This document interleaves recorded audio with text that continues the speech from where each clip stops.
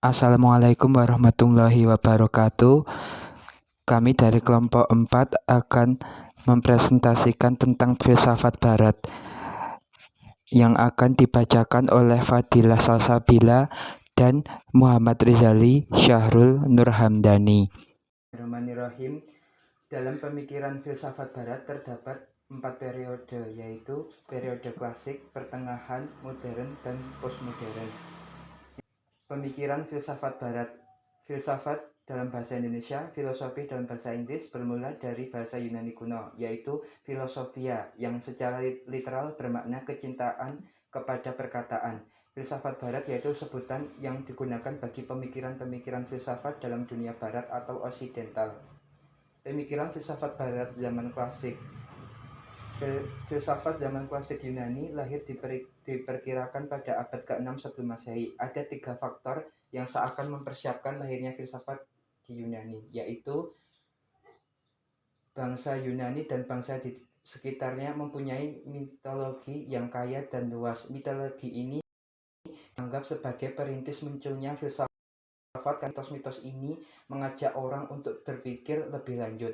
Yang kedua yaitu pengaruh dari kesusteran Yunani, yaitu 2 puisi Homerus yang berjudul Ilias dan Odyssea sudah lama digunakan untuk panduan pendidikan rakyat Yunani. Puisi ini digemar oleh rakyat dan berisi nilai-nilai edukatif. Yang ketiga yaitu pengaruh dari ilmu pengetahuan daerah timur kuno.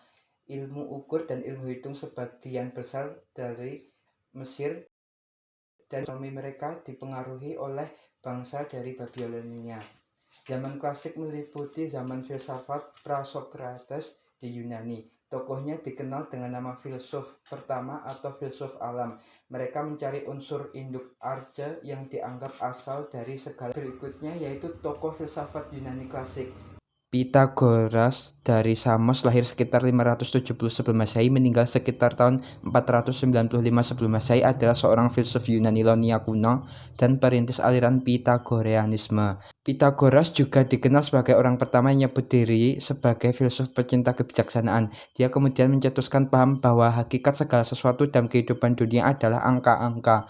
Sokrates adalah seorang filsuf dengan coraknya sendiri. Ajaran filosofinya tak pernah dituliskannya, melainkan dilakukannya dengan perbuatan dan cara hidup. Sokrates tidak pernah menuliskan filosofinya jika ditilik benar-benar. Ia malah tidak mengajarkan filosofi, melainkan hidup berfilosofi. Bagi dia, filosofi bukan isi, bukan hasil, bukan ajaran berdasarkan dogma, melainkan fungsi yang hidup. Filosofinya mencari kebenaran.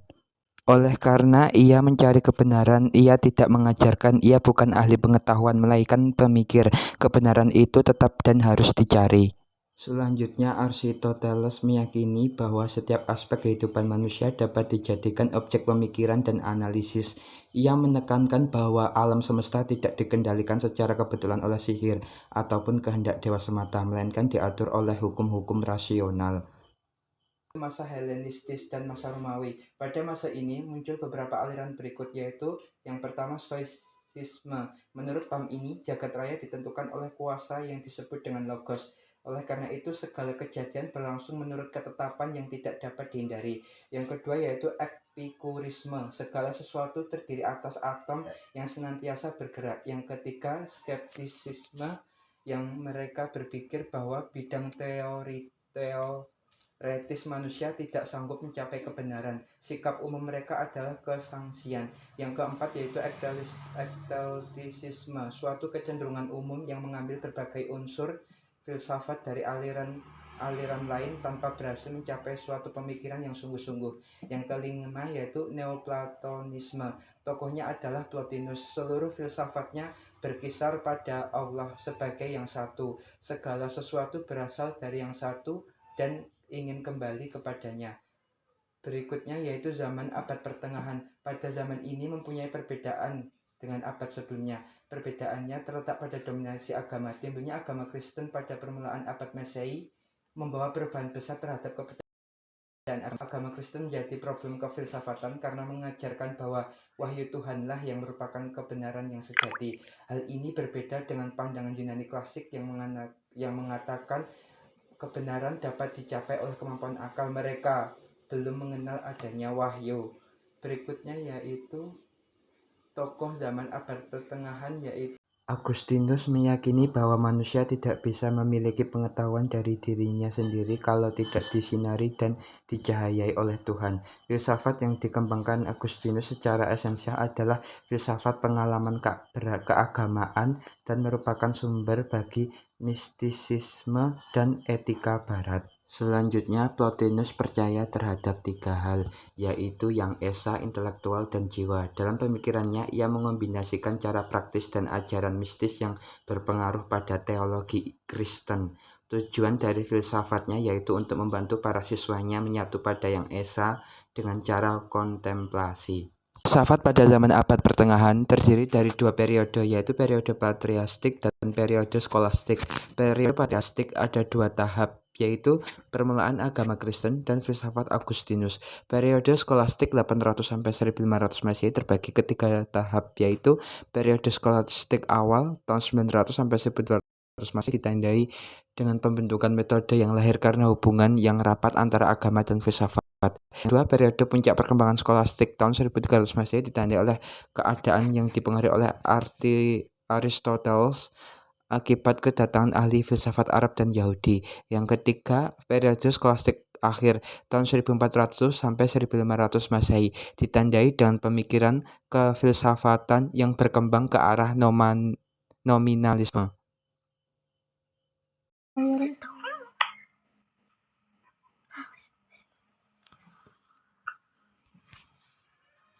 Yuk. Udah. Filsafat modern. Pemikiran filsafat yang berorientasi antroposentrisme berkembang di zaman modern, sebab manusia menjadi pusat perhatian. Pada zaman di bawah seluruh kenyataan menjadi yang terletak dan memikul kenyataan yang lagi. Filsafat modern. Pemikiran filsafat yang berorientasi antroposentrisme berkembang di zaman modern, sebab manusia menjadi pusat perhatian. Aktor utama sebagai subjek yang terletak di bawah seluruh kenyataan dan memikul seluruh kenyataan yang melingkupinya. Oleh karena itu, zaman modern sering disebut sebagai zaman pembentukan subjektivitas, karena seluruh sejarah filsafat zaman modern dapat dilihat sebagai satu mata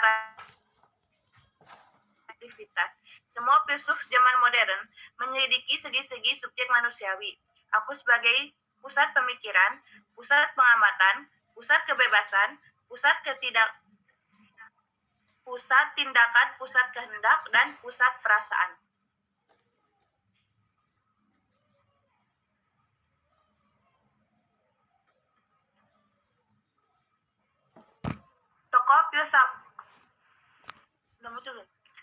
Tokoh filsafat modern. Yang pertama adalah John Locke. John Locke lahir pada tanggal 29 Agustus 1632. Beliau merupakan tokoh utama dari pendekatan empirisme. Selain itu, di dalam anggota filsafat politik, beliau juga dikenal sebagai filsuf negara liberal. Bersama dengan rekannya, Isaac Newton, beliau dipandang sebagai salah satu figur terpenting di era pencerahan. Selain itu, beliau menandai lahirnya era modern, Descartes, karena pendekatan Descartes tidak lagi dibuat menjadi satu-satunya pendekatan yang dominan di dalam pendekatan filsafat ketika itu. Yang kedua, Descartes.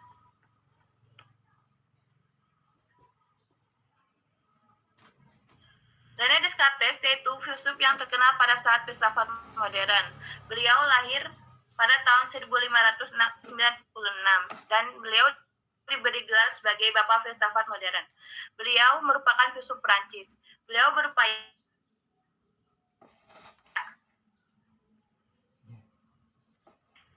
menulis sebuah buku yang terkenal, yaitu Discours de la Méthode pada tahun 1637.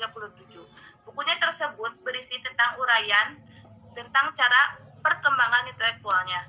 Beliau dengan lantang menyatakan bahwa tidak berpuas diri dengan filsafat dan pengetahuannya yang menjadi bahan pendidikannya. Beliau juga menjelaskan bahwa di dalam dunia ilmiah tidak berada sesuatu pun yang dianggapnya pasti. Segala sesuatu bisa dipersoalkan juga. Filsafat postmodern. Pemikiran postmodern hanyalah sebuah tren pemikiran yang cenderung deduktif, tak pernah bisa berhasil merumuskan secara positif basis-basis normatifnya, ditandai dengan keterputusan-keterputusan teoritis dan berbagai kelemahan lainnya. Teoritis postmodern menolak kecenderungan modern yang meletakkan batas-batas antara hal-hal tertentu, seperti disiplin, akademis, budaya dan kehidupan, fiksi dan teori, image dan realitas. Kajian sebagian besar pemikir postmodern cenderung mengembangkan satu atau lebih batas-batas tersebut dan menyarankan bahwa yang lain mungkin melakukan hal yang sama. Tokoh yang pertama adalah Lyotard. Beliau merupakan salah satu filsuf postmodern yang paling terkenal, sekaligus paling penting di antara filsuf-filsuf postmodernisme yang lain. Dua karya yang menjadikan terkenal baik di Perancis maupun di luar negeri yaitu The Postmodern Condition and Difference. Karya itu juga baik sesuatu ataupun seseorang yang ditolak bersuara terhadap sistem ideologis yang dominan dan menemukan sesuatu yang dapat diterima dan tidak dapat diterima. Pemikiran beliau tentang ilmu pengetahuan dari pandangan postmodernisme yang sebagai narasi besar seperti kebebasan, kemajuan, dan sebagainya, kini menurutnya mengalami permasalahan yang sama seperti abad pertengahan yang memunculkan istilah religi, nasional, kebangsaan, dan kepercayaan terhadap keunggulan negara Eropa untuk saat ini dan tidak dapat dipercaya atau kurang tepat kebenarannya. Maka postmodernisme menganggap sesuatu ilmu tidak harus langsung diterima kebenarannya, harus diselidiki dan dibuktikan terlebih dahulu. Bagi beliau, ilmu pengetahuan postmodern memperluas kepekaan kita terhadap pandangan yang berbeda dan memperkuat kemampuan kita untuk bertoleransi atas pendirian yang tidak mau dibandingkan. Yang kedua, Derrida. Beliau menciptakan sebuah pemikiran dekonstruksi yang merupakan salah satu kunci pemikiran postmodernisme yang mencoba memberi sumbangan mengenai teori-teori pengetahuan yang dinilai sangat kaku dan kebenarannya tidak bisa dibantah, yang dalam hal ini pemikiran modernisme. Beliau mencoba untuk menuruti kebenaran terhadap suatu teori pengetahuan yang baginya bisa dibantah kebenarannya, yang dalam arti bisa membuat teori baru, asalkan hal tersebut dapat terbukti kebenarannya dan dapat dipertanggungjawabkan. Sekian materi dari kelompok kami. Mohon maaf bila ada kekurangan. Assalamualaikum warahmatullahi wabarakatuh. Waalaikumsalam warahmatullahi wabarakatuh.